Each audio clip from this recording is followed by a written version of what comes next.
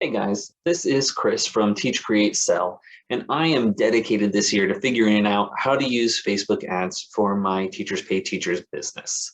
And since I've been unable to find a course that really specifies this, I just decided that I'm going to do this through trial and error. So I have taken courses on Facebook advertising, and you can see from my screen I have used it before. However, I have yet to really develop an effective strategy. I'm not using it on a regular basis. And I want that to change. I want Facebook ads to be part of my strategy moving forward in a way that's helping me reach more teachers and make more money. So without any further ado, I'm going to do my first campaign here with you. I'm going to share it with you, and hopefully we'll learn some valuable lessons together along the way, as hopefully I'm able to figure this out, which is my goal for this year. So I'm on my Facebook ads, or my business manager, my ads manager account, and I'm going to create a new campaign. Now, the first thing we're supposed to do is choose an objective, and you would think I would pick conversions. However, that is not what we're going to select, or that's not what I'm going to select. The reason is for conversions to work, the pixel has to be installed on the platform, and you have to optimize it for certain things. And while my Facebook pixel is installed on my Teachers Pay Teachers page, it is unable to figure out the different transactions. It's yet to tell me what page they're going to. I've not been able to see, to find people who are making purchases. I can't optimize it for people who are abandoning carts, so I can do retargeting. So I'm just going to go with traffic. And so what I'm going to do is I'm going to pay Facebook every time they send somebody over to my TpT page. But what I am going to do is optimize this for landing page views, which I'll show you in just a second. So I'm going to give it a name here in a moment. I'm not going to do any special categories. I'm not doing any of this.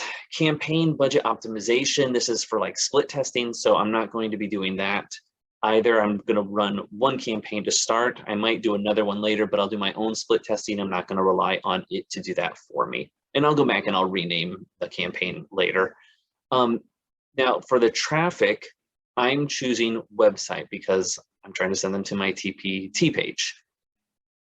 And down here for my daily budget, I'm going to do $5, and I'm going to select today, and I'm going to run this for a month. Now, everything that I've learned about Facebook advertising says that you're supposed to let it run for a while so that Facebook can figure out the algorithm. It's going to be kind of weird the first few days, and you're not going to get very consistent results as it tries to optimize itself, but eventually it will.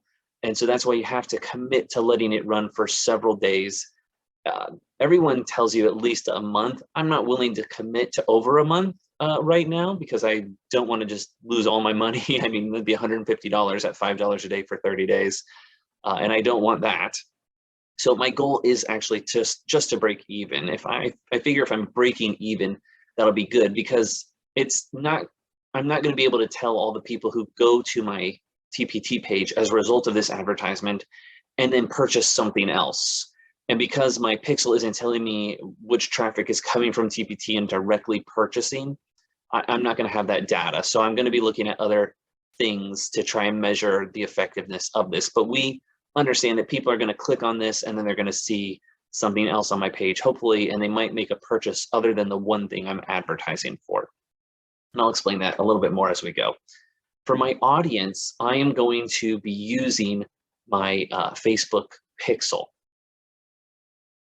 So my source is going to be the website, and it's going to ask me, I'm going to use my TpT pixel. Now you see it says TpT pixel third try. That's because it did take me 3 different attempts to get the Facebook pixel installed.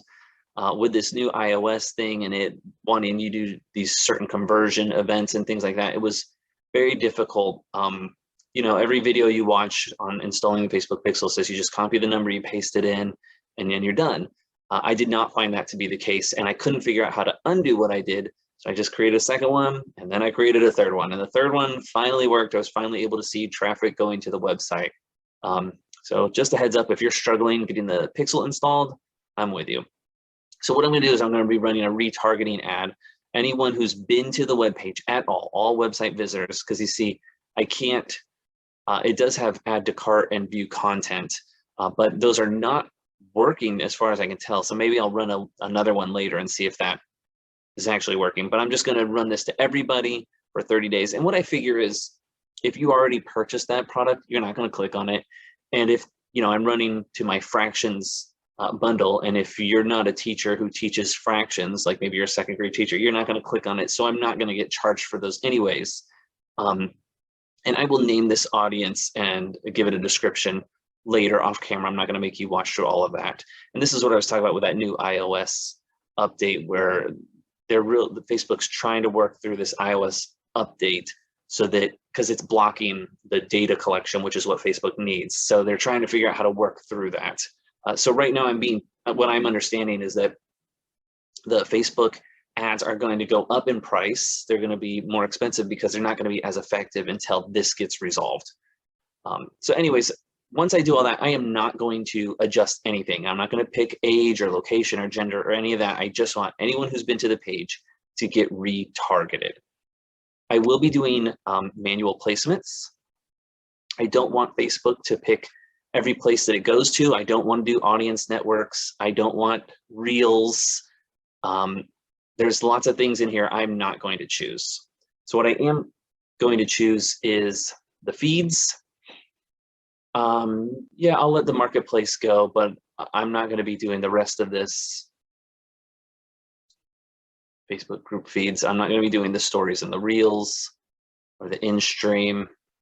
I've heard that the reels are doing very well, but I'm not doing reels overlay for sure.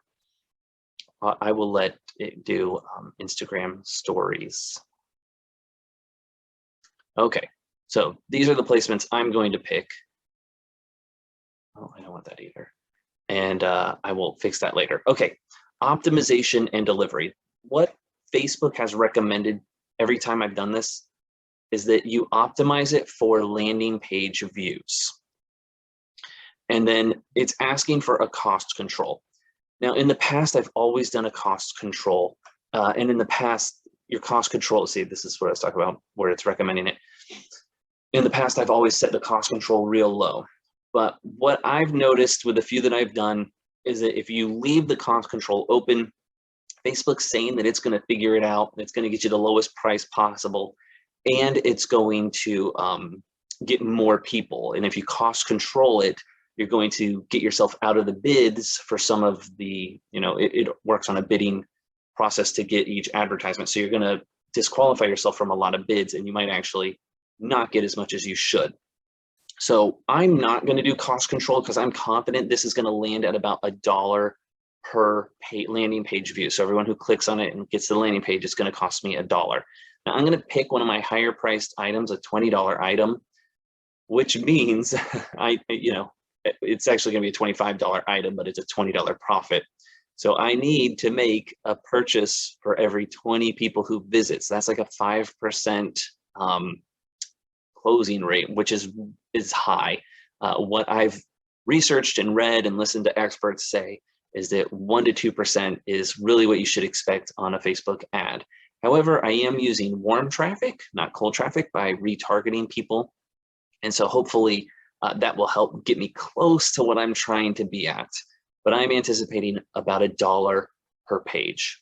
Okay, and I am going through this fast just for the video's sake, but hopefully you know a little bit about this. I am going to select my Instagram account, and then down here is where I'm going to do my ad creative. For my single image, I'm going to add I'm just going to add the TpT pixel, or I'm sorry, not the TpT pixel, the TpT image, the main image that used on the product on my Teachers Pay Teachers page. And then I'm going to put some words in here talking about the benefit of it. And I do have to paste the link for that TpT product here. And then I will review everything, which I'll show you here in a second. I'll do all this off screen to save you time, and then we will start running this. Okay, so this is my Teachers Pay Teachers, my products page, and I'm going to select this one right here. So the reason I picked this, I just think the fractions will go out to more people than some of my other resources, and it is a higher priced item. Like I said, I'm shooting for a $25 item. That way I'm going to make $20 on each sale, and that gives me 20 shots to try and sell it. I am gonna, you see how I have two, and this is just a little aside. What I do is after I create a product, I then also make it a digital product inside Google Classroom. And I did find that to be effective for increasing my sales. So I'm gonna pick on this and pick this resource, and this is the one I'm gonna hyperlink to in my ads creative. So here you can see I've gone back, I've renamed everything to make it a little bit easier for me when I'm reviewing this. And you can see over here, I've added a description, I've got the image in there, and I can see what it looks like inside the different things I've selected.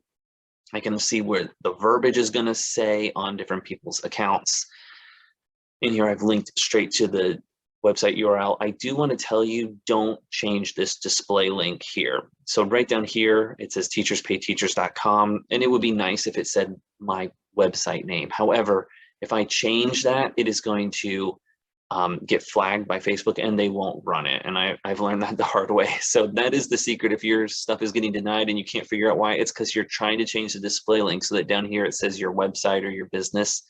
And Facebook doesn't like that. So just leave it, let it say Teachers Pay Teachers, it's fine. Okay, so I've got everything done, and hopefully this is going to go really well. Fingers crossed, I will report back in a couple days to show you how it's going. Again, I do want to stress, if you're running your own Facebook ads, there's a couple things I would recommend from this video that hopefully you got. Is first, you need to have a high priced item. I'm not recommending that you try and run ads to one of your $5 items or even less. Try and get something that's higher priced.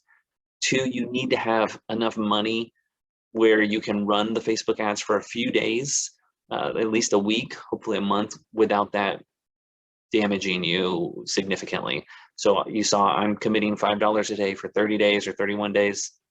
So I'm putting $150 in. I know I'm going to get some money back. I'm hoping to break even or come close to breaking even through this. So that is my goal.